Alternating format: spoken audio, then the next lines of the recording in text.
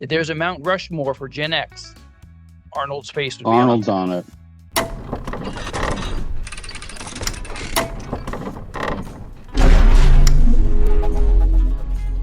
Hey, everybody. Welcome to Damper 3. Once again, man, how is everybody doing? Jeff, what's going on? Too much, man. There's no rest for us wicked. How's it on your side? Good. Busy week. But something happened that I can't talk about until towards the end that made me think of what today's podcast is about. We talk, of course, all things Gen X.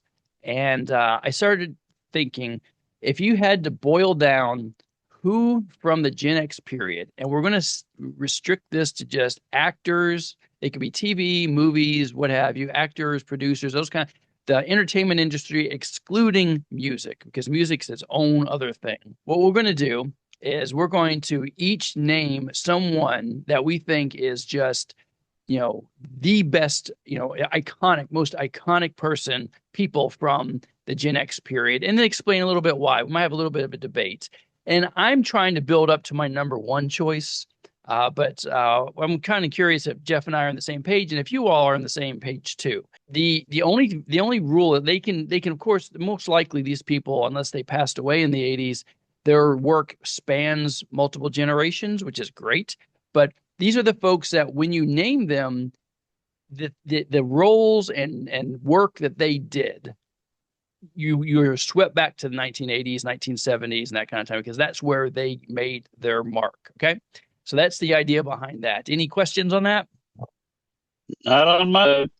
All right, Jeff.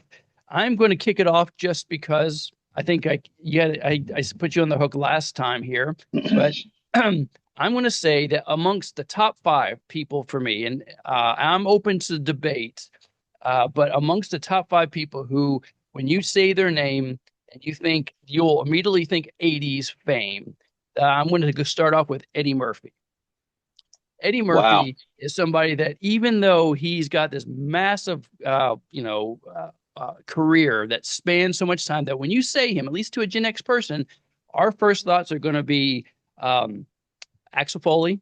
It's going to be Trading Places. Then you're going to think of SNL. But all the stuff, all those roles are what made him the megastar that he still is today, right? So I think even most people the younger generations who may have been introduced to him later are going to still know those people. So amongst my top 5 people who are pure iconic 80s, Eddie Murphy is definitely on that list. Yeah. Wow. Eddie Murphy, man. Excellent. Excellent. If I had actually remembered we were recording tonight and put the effort in, I probably would have come up with him because, yeah, iconic. He's just, he's all over the place. Having said that, I believe that you and I have such a shared history that it's going to be hard not to overlap unless you really went esoteric. So I'm just going to go. I'm gonna. Okay, I'll start at the bottom. Somewhere I think that you won't be, and that is the Reverend Jim Ignatowski, also known as Doc Brown. Doc Brown. Wow. Christopher Really? Lloyd. You don't think 80s movies without thinking of Brown and the whole Back to the Future trilogy. It's yeah, obviously he wasn't the main character, but he was a major height of the show. Sure. He's the whole reason the show exists in that universe. And having said that, we jump back and we go back to Taxi, and Jim was just the iconic stunner. Right. I can't imagine not having those characters as part of the humor in my childhood. And you know what else?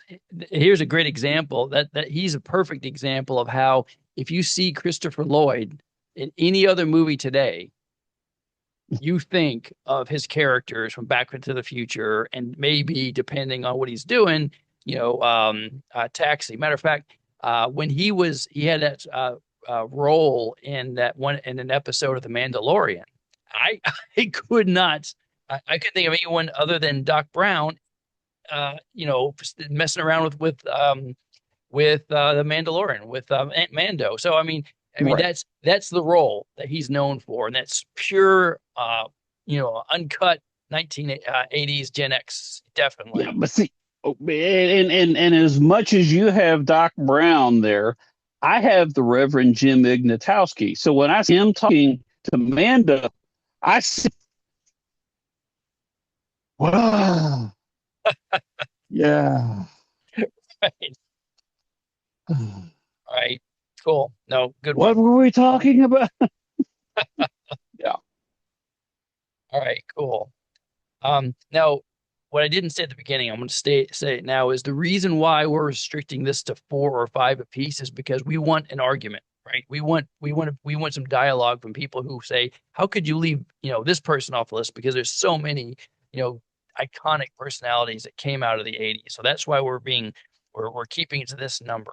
Next one I'm going to throw out there, maybe not, is probably a little bit less well known to younger generations, but Gen X people. I mean, not that she's unknown, obviously, but is Sigourney Weaver.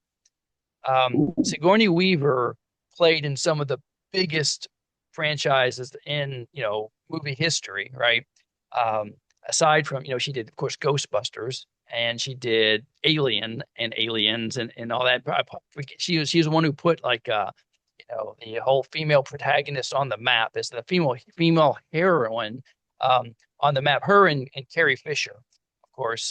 But yeah, I put her down because I was thinking about, because she also is in the new Mandalorian movie, and so I see her in a snippet of her talking to Mando and Baby Yoda, and my thought is Ripley is going to go and kick some butt. So, so again, she, I think, represents a lot of the power that came out of science fiction in the 1980s, and I think that when you start thinking of the best of those types of characters and iconic characters and the actors who brought them to life, Sigourney Weaver deserves a spot in that. Okay, so not only was she iconic for having starred in those various roles, she starred in the parody of those roles by being in Galaxy Quest. Galaxy Quest. Yes. Yeah.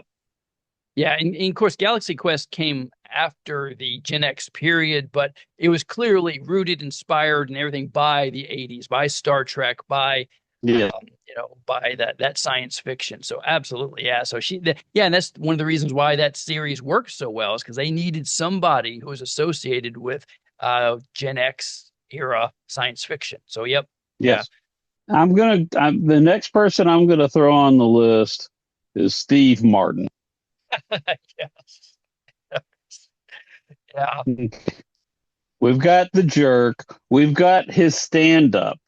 We've got um, pennies from heaven. What the heck is that? I mean, everything he's done has just been, he puts his heart and soul into it. Um, Planes, trains, and automobiles. Yep. Uh, Yep. yeah, What's that? Oh, Little Shop of Horrors. yeah. Dead men don't wear plaid. Yeah.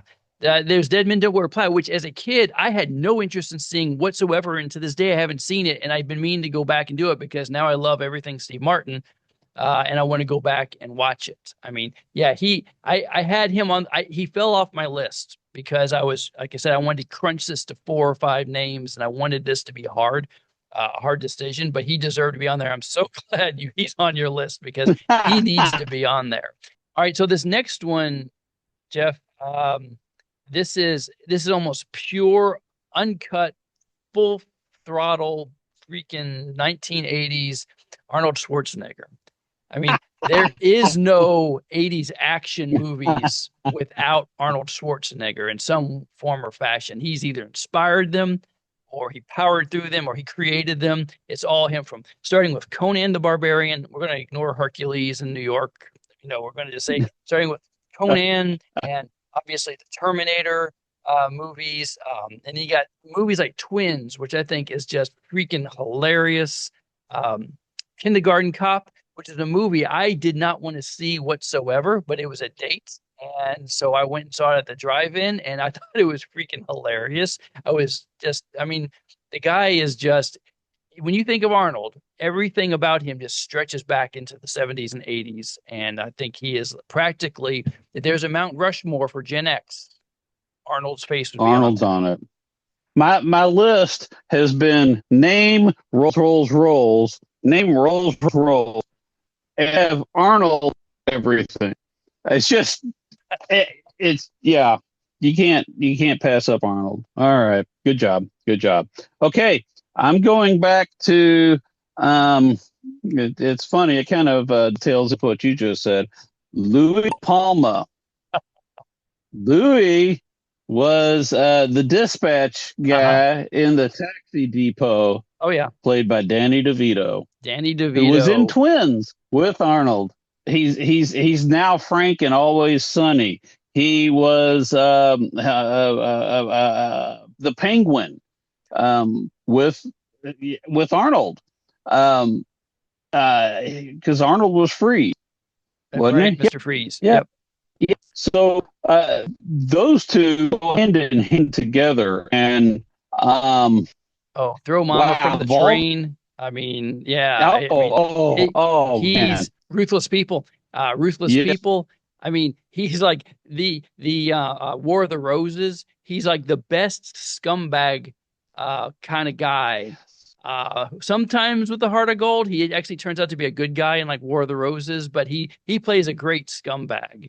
He's he just does. he's just He is, great at it. and, But and of the list, I would so far, I think he is right side Arnold as with people that I would want to meet. all right, I got my All last right. one here. Again, I'm making it difficult by keeping it short, but to me, this is like the penultimate 80s person or Gen X movie person, and that's Harrison Ford. Um, Harry is like, he's the guy that most of us grew up wanting to be in some form or fashion. He's Han Solo. He's Indiana Jones. I love that one clip of him from a few years ago where he was accepting award and they were playing the the Indiana Jones music. And the first words out of his mouth when he came to accept the award was, "That music follows me everywhere." And I think he even said that someone played it for him when he was getting his colonoscopy. He is Indiana Jones. Yeah. So um, he's a part of the Gen X childhood, of course. But even today, people who look at Harrison Ford, they know him as Han Solo, as Harrison Ford, Jack Ryan, um, Decker from Blade Runner. He's been part of some of the most successful franchises ever, and that's the And whole thing that real inspired this video, by the way, was because he just received that SAG-AFTRA lifetime achievement award. And the thing about that was he's always such a crank, right? He always comes across as kind of a crank, but he was so humble in that acceptance that it just really made an impression. And so I was like, man, that's what got me thinking that he's a big part of Gen X, and who else would be kind of alongside with him. So that's my number one. right. Yeah. I'm gonna take my number one, and because I knew yours was going to be Harrison Ford, and you started, we're going to get to him. So I chose the Joker, Luke Skywalker. Wow. Oh, right. While he has not had as varied a character, he hasn't had as many different characters we see as. He has been a voice actor in so many things, and it's impossible to separate Mark Hamill from Gen X and from that era. Hey guys, that's about it. I know that was kind of quick, but those are our top selections of who was the most iconic actors and movie folk from the Gen X period. We'd like to know what you think. Yeah, see what you got. Let us know. Like and subscribe. Thanks, everybody. See you next time.